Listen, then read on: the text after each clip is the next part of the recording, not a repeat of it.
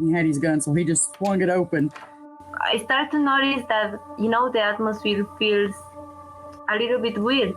First thing he seen was this 6.5 foot tall, broad shoulder, dark hair.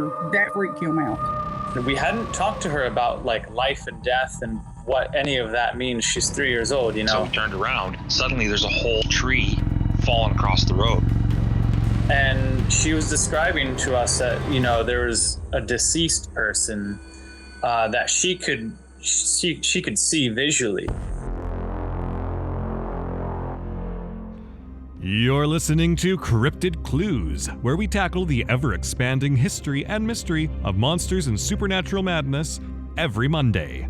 You can find us at CryptidClues.ca for more information, or even check out exclusive content and support us at patreon.com/CryptidClues. Hello, ladies and gentlemen. Welcome back to another episode of Cryptid Clues. I am your host, Taylor, and today we're talking encounters. But before we get into that, a couple of plugs. You can find us on your social media channels, including our website, CryptidClues.ca. Should you wish to reach us directly, you can do so via CryptidClues@gmail.com.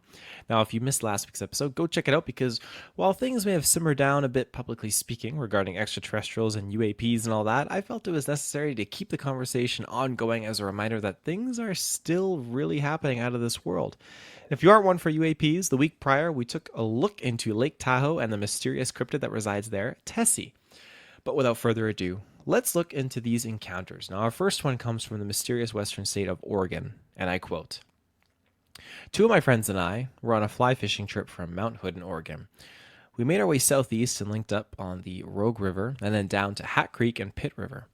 We were not in a campground that you can reserve online. It was super primitive. We fished the entire day, and then at like 5 to 6 p.m., we made our way upriver to our campsite. We hiked a few miles downstream, and we had fished our way back up.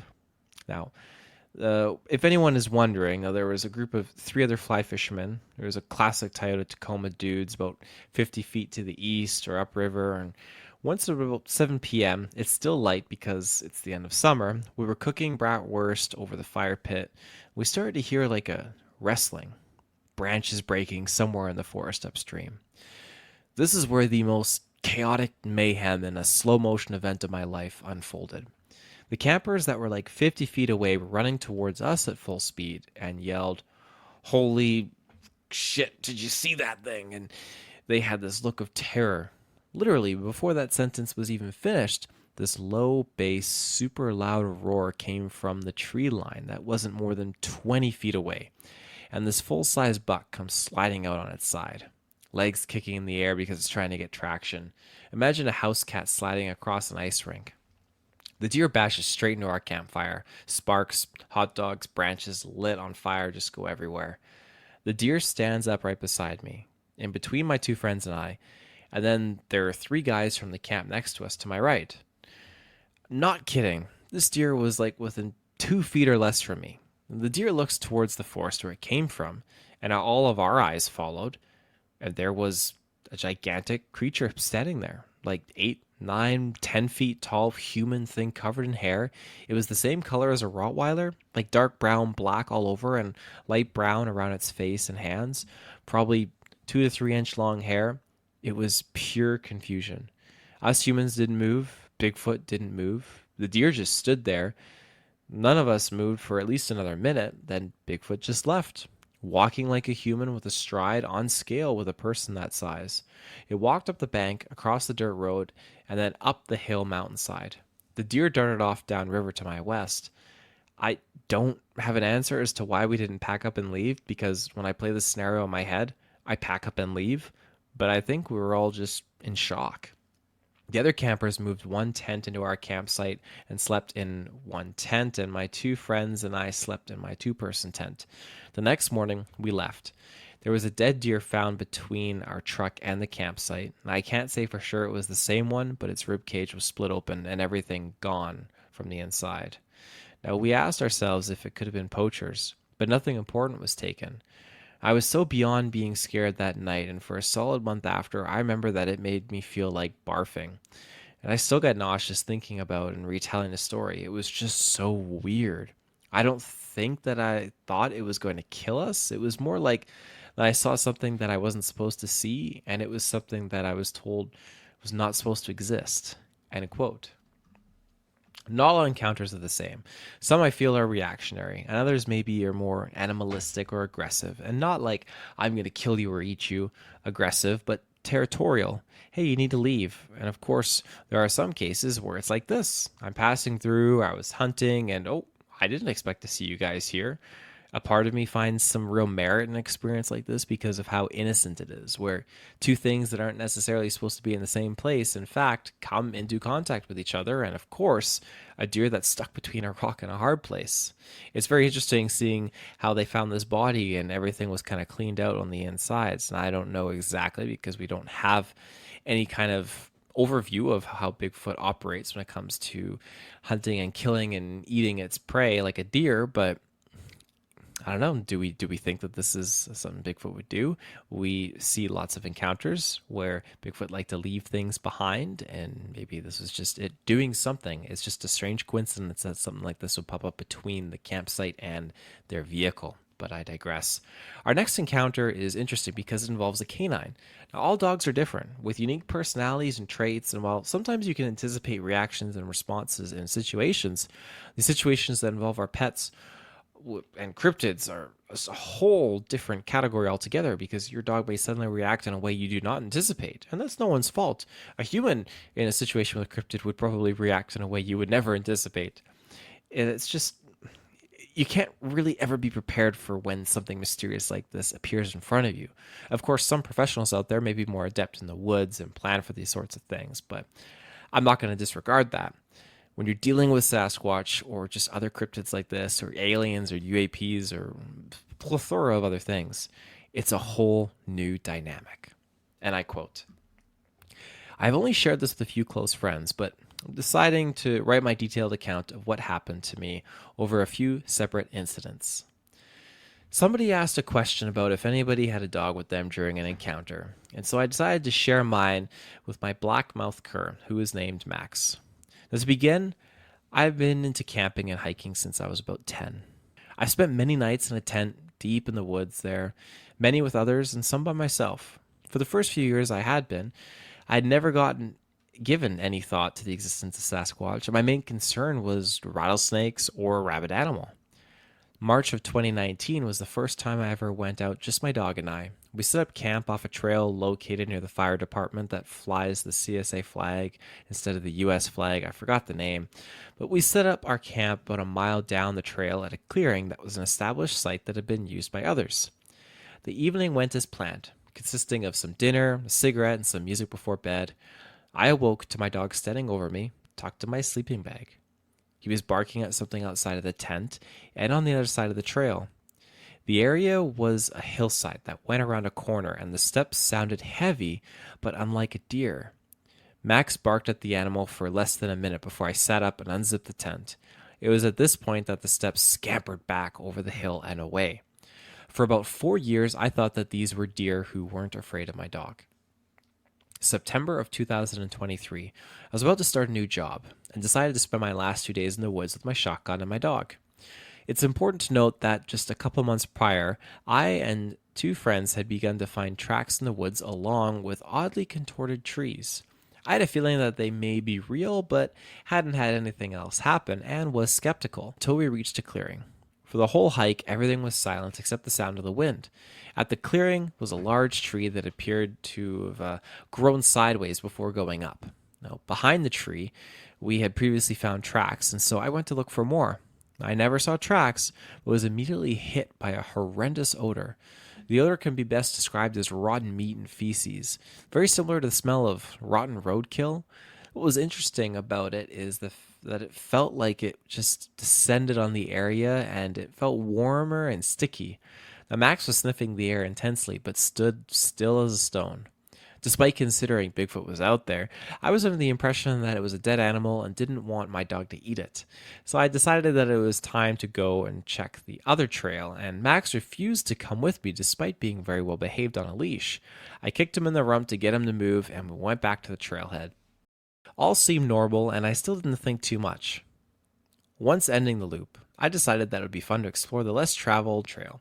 We went down about 500 yards before I noticed more tracks, and some that led up a small hill into a lolly pine thicket. Now, I stepped in and investigated, but didn't see much out of place.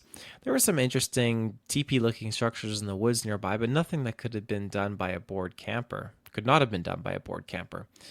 Once we turned back, we had walked maybe 100 yards back down the trail before the same odor from before became apparent. It was at this point that I picked up the pace and made a hurry to get back to the car. Nothing else weird happened after that. The next day, I decided to go back, but the terrain was half a mile of pine and bed and then a hike up a foothill. This time, I decided not to bring my dog, but still brought my 590 with me. I noticed that the bugs and the birds were very active that day, as well as other animals that I could hear chattering along the way. I noticed a deep track that instead of going with the trail, as most had until then, this one was coming up from the side of the hill. I kept going to look for more, but did not see any, and after an hour or so, I reached a nice plateau to rest before heading back down. When I was heading back down, I decided to stop where I had seen that track to look for more. I did not see any, but I noticed that the woods had fallen completely silent. No sooner after I noticed that did I again smell the same putrid odor from the day before. All of a sudden, there was a cadence of knocks coming from within a pine thicket that led up over the dip in the hillside. Now the hair on my neck stood up at how out of place that knock sounded, as it sounded like a lone woodpecker, but with a slow knock. I crouched behind the hill with the dead stump to my left, and the knocks went like knock, knock, knock. Knock, knock, knock, knock. Knock, knock, knock, knock, knock.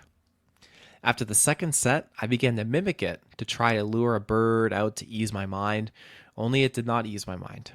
The cadence would delay for longer and wait for me to return the same count of knocks.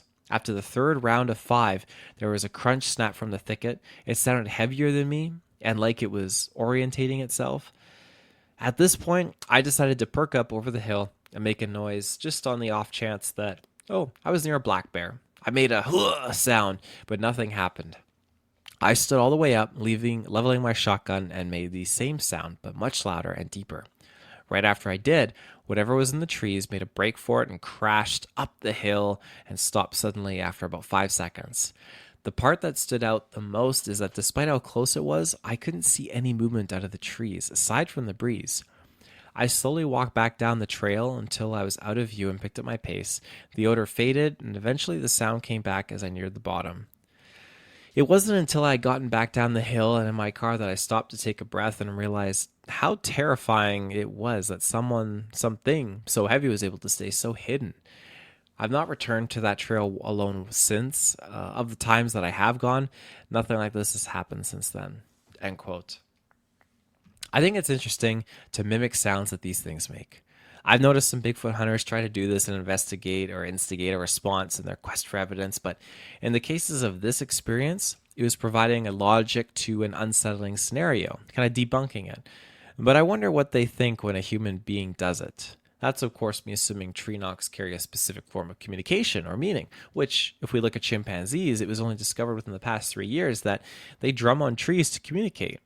Now, I mentioned this on a previous episode, but a quick recap. Chimpanzees socialize in very large groups, but at times they splinter off into smaller groups of a dozen or so. And when they split apart, it was found that they will drum on trees as a way to signal to others. Shortly thereafter, a response would come from off in the distance. Now, this is actual witness behavior by researchers. Researchers also found that chimpanzees choose to make these sounds in specific locations, as if possibly choosing the best place to project their sound over long distances. It's fascinating stuff. And it's funny how before that was ever discovered, and maybe it was more or less just an assumption, it was a topic, Bigfoot was doing it. And I just think, hey, that's interesting how you can kind of relate those two things. But I digress. Our last experience takes us back a few years to 2021 in Tate's Hell State Forest. And I quote, "An ex-girlfriend and I were late getting to Tate's Hell State Forest in Florida. Now, back in May 2021, it was 11 p.m. something and dark out, and we were driving down an unimproved road for about 30 minutes.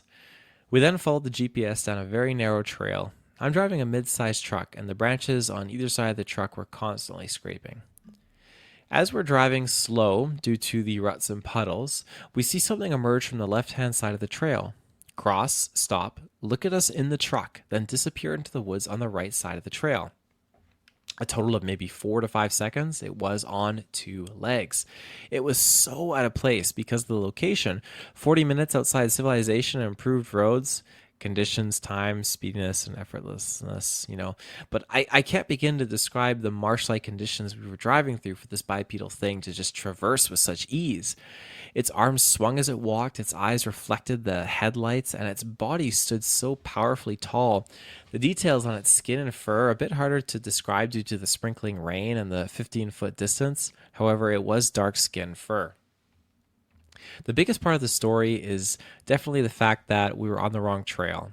We got stuck on the trail just a few yards from where we saw this thing, and as I fearfully got out to dig my tires out, nothing ever happened to us. I was exposed out of my element, wet, knee-deep in mud, and alone outside of the truck. Did not want my ex-girlfriend getting out. I struggled for 30 minutes and could have easily been harmed or approached. However, nothing ever happened. A tow truck rescued us at 2 a.m., and we gladly booked a hotel room for the night as we were extremely spooked. Now, the locals laughed it off, however. You know what you are seeing when it is right in front of you. End quote. So that's all the time we have for today's episode, but just in retrospect, that experience, it's truly terrifying, and it's one of those things where I feel like if I was to have a similar situation, that's the situation that would happen. You're driving down a dirt road, which I like to do with my family all the time. We find a dirt road, and sometimes it's a little snowy, and you just start going down it, and then all of a sudden you're just waiting for something to walk out, and it's just amazing because obviously we're out in the back road. But let's say we're not. Let's say we're going down a highway or something. You can look left and right in British Columbia, and it's amazing at how thick the forest actually is and how well you can hide. And in merit to the previous experience we were just talking about, how the scary factor that these things can just hide so well right next to you, which it's not necessarily in the open, but it's still using the forest to camouflage themselves. It's quite something, and it's a I don't know, an ability. Just hard to describe what that is, but it fits with Bigfoot. It really does. But anyways, I'm rambling now. We're going to close up shop here. Thank you for sharing, and thank you for listening, everyone. I really enjoy having these discussions, and want to remind you that if you ever want to say hi or send us a message, you can do so via CryptidClues@gmail.com. We'll be back next week with another episode, but until then, everyone, take care and stay safe.